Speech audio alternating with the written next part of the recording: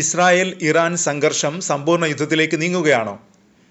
കഴിഞ്ഞ ദിവസം ഇറാൻ ലക്ഷ്യമിട്ട് കനത്ത ആക്രമണമാണ് ഇസ്രായേൽ നടത്തിയത്. പിന്നാലെ ഇസ്രായേലിലേക്ക് ശക്തമായ പ്രത്യാക്രമണവും ഇറാൻ നടത്തിയതായി മാധ്യമ റിപ്പോർട്ടുകൾ പറയുന്നു. ഇസ്രായേൽ തലസ്ഥാനമായ ടെലവീവ് ലക്ഷ്യമിട്ടാണ് ഇറാൻ ആക്രമണം നടത്തുന്നത്.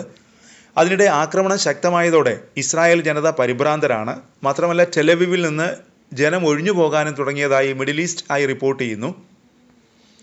ആളുകൾ പുറത്തിറങ്ങാൻ പോലും ഭയപ്പെടുന്നതായി റിപ്പോർട്ടിൽ പറയുന്നുണ്ട്. പൊതു ഇടങ്ങളിൽ തിരക്കേറുന്ന ഞായറാഴ്ച പോലും ഇസ്രായേലിലെ റോഡുകൾ വിജനമായിരുന്നുവെന്നാണ് മിഡിൽ ഈസ്റ്റ് ഐയുടെ റിപ്പോർട്ടിൽ പറയുന്നത്. ടെലവീവിലെ പ്രധാന സ്ട്രീറ്റുകളിലൊന്നാണ് ഇബ്നു ഗാബിറോൾ. ഈ സ്ട്രീറ്റ് തിരക്കൊഴിഞ്ഞ് ശാന്തമാണ് ഇപ്പോഴെന്നും റിപ്പോർട്ടിൽ പറയുന്നു. സാധാരണയായി ഈ സ്ഥലത്ത് എപ്പോഴും തിരക്കാണ്.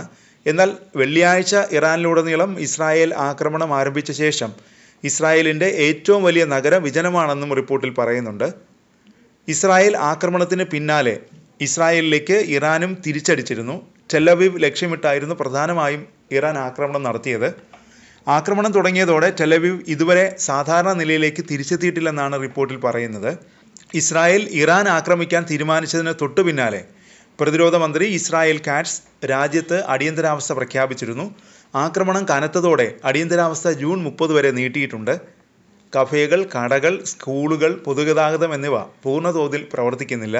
ഇറാന്റെ മിസൈൽ ആക്രമണങ്ങൾ ഇസ്രായേൽ ഉടനീളം വ്യാപകമായ നാശനഷ്ടങ്ങൾ വരുത്തിയിട്ടുണ്ട്. പ്രത്യേകിച്ച് ടെലവീവ് ഉൾപ്പെടുന്ന മധ്യ ഇസ്രായേലിലെ ഗുഷ്ഡാൻ നഗരത്തിൽ ഏകദേശം 4 ദശലക്ഷം ആളുകൾ താമസിക്കുന്ന പ്രദേശമാണിത്. ഇസ്രായേൽ അധികൃതർ പൗരന്മാരെ രാജ്യം വിട്ട് പ്രദേശത്തേക്ക് പോകാൻ അനുവദിക്കുന്നില്ല. കൂടാതെ രാജ്യത്തില്ലാത്തവർക്ക് നിലവിൽ മടങ്ങി വരാനും കഴിയുന്നില്ല. മിസൈൽ ആക്രമണത്തിൽ നൂറുകണക്കിന് ഇസ്രായേലികൾക്ക് പരിക്കേറ്റിട്ടുണ്ട്. ആക്രമണങ്ങളിൽ വ്യാപക നാശനഷ്ടങ്ങൾ ഉണ്ടായിട്ടുണ്ട്. ഇസ്രായേൽ മാധ്യമമായ ഫാരഡ്സിൻ്റെ റിപ്പോർട്ടിൽ പറയുന്നത് രാജ്യത്തുടനീളം പാൽ, മുട്ട, പച്ചക്കറികൾ, വെള്ളക്കുപ്പികൾ എന്നിവയുടെ ക്ഷാമം നേരിടുന്നുണ്ടെന്നാണ്.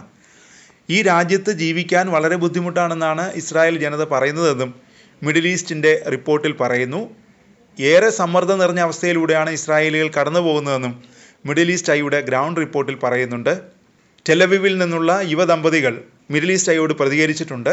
ആക്രമണം തുടങ്ങിയപ്പോൾ തയ്യാറായ എമർജൻസി കിറ്റുമായി ബോംബ് ഷെൽട്ടറിലേക്ക് മാറിയെന്നാണ് ഇസ്രായേൽ ദമ്പതികൾ മിഡിൽ ഈസ്റ്റ് ഐയോട് പറഞ്ഞത്.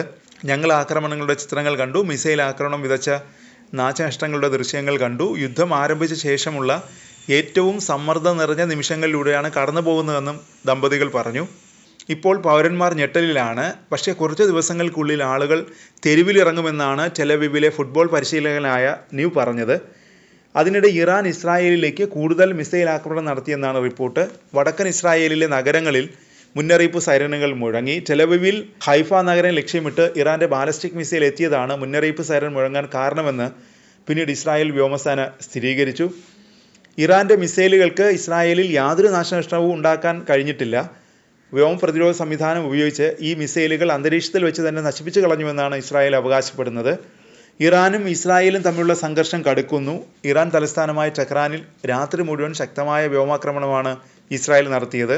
ഇറാൻ്റെ ദേശീയ ടെലിവിഷൻ ആസ്ഥാനം ആക്രമിച്ചതിന് പിന്നാലെ നിരവധി തന്ത്രപ്രധാന മേഖലകളിൽ ഇസ്രായേൽ ആക്രമണം നടത്തി.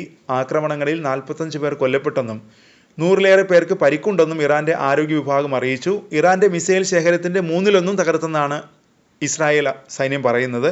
ആക്രമണം ശക്തമാകുമ്പോൾ ഇരു രാജ്യങ്ങളിലെയും ജനങ്ങൾ പരിഭ്രാന്തരാണ്. ആക്രമണങ്ങൾ വ്യാപക നാശനഷ്ടങ്ങൾക്കൊപ്പം ജനങ്ങളുടെ ജീവനും അപഹരിക്കുന്നുണ്ട്.